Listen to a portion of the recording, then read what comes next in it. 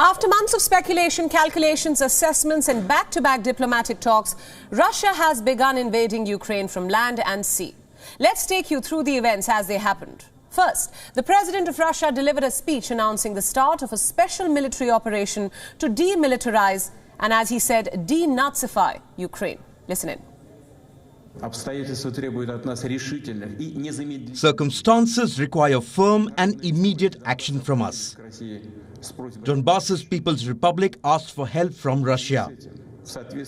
In this regard, according to the Article 51, Part 7 of the United Nations Charter, with the consent of the Russian Federation Council and in accordance with the ratified agreement on 22nd February of this year on friendship and mutual aid with Donetsk People's Republic and Luhansk People's Republic, I decided to conduct a special military operation. Its goal is the protection of people who during 8 years suffered from abuse and genocide from the Kiev regime. A broad military offensive began at 5 a.m. GMT right after Putin's televised speech ended, starting the biggest attack by one state against another in Europe since World War II. Russian missiles rained down on Ukrainian cities. Ukraine reported columns of troops pouring across its borders into the eastern Chernihiv, Kharkiv and Luhansk regions.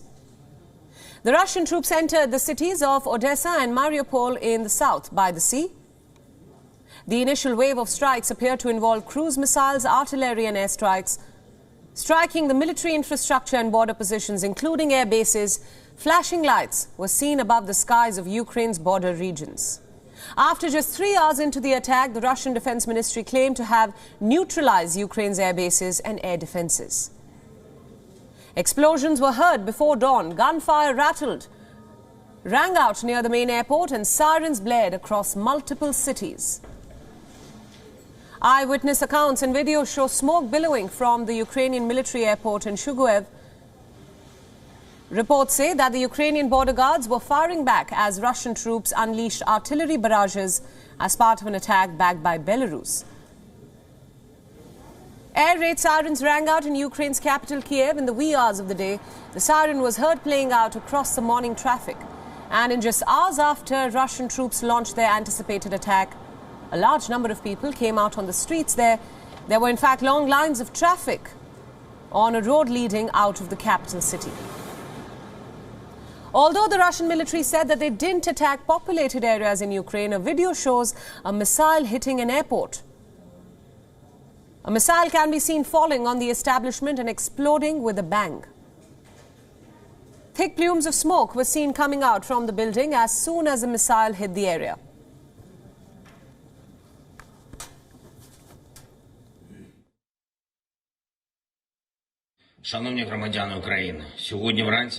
Dear Ukrainians, this morning Russian President Vladimir Putin announced a special military operation in the Donbass.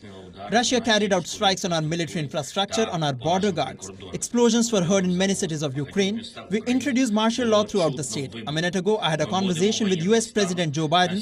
The US is starting to gather international support.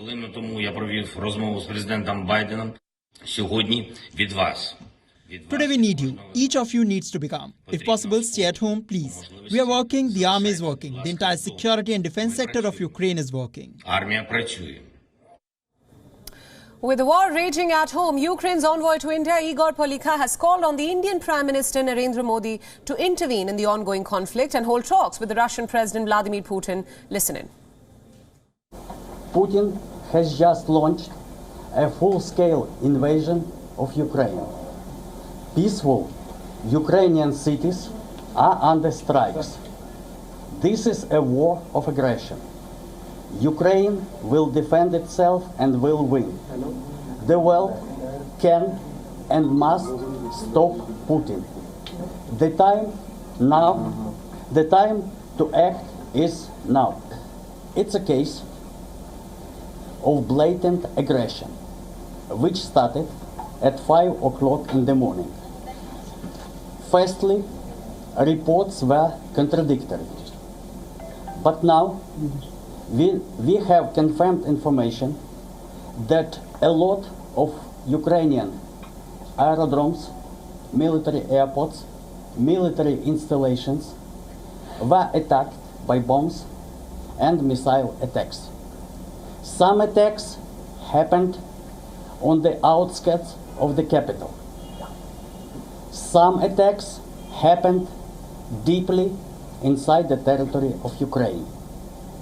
We are getting the first information about casualties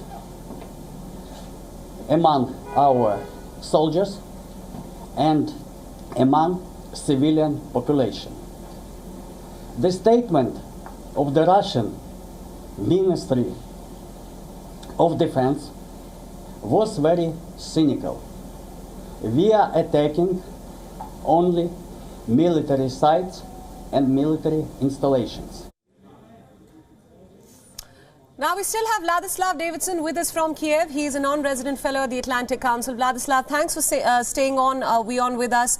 Just some final thoughts from you. We heard the Ukrainian president just give an address to the nation. There seemed to be some change in his tone and tenor.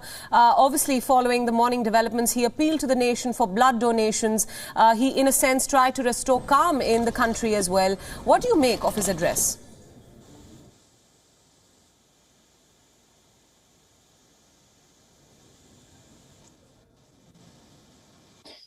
I think he's terrified.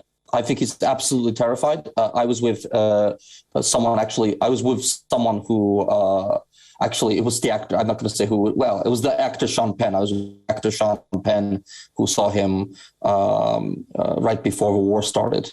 And that meeting, he's very anxious.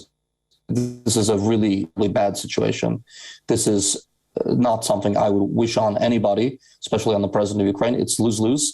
The Russian army is a generation more advanced than the Ukrainian army. No one is coming to help the Ukrainians. The cavalry is not coming, as the Americans say. This is a catastrophe. They'll either break the state or they are going to try to impose a new Minsk III accord on Kiev at the barrel of a gun, at the tip of the bayonet.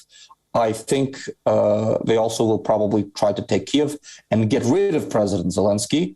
And he knows this very well. His life, certainly his entire political project is at stake.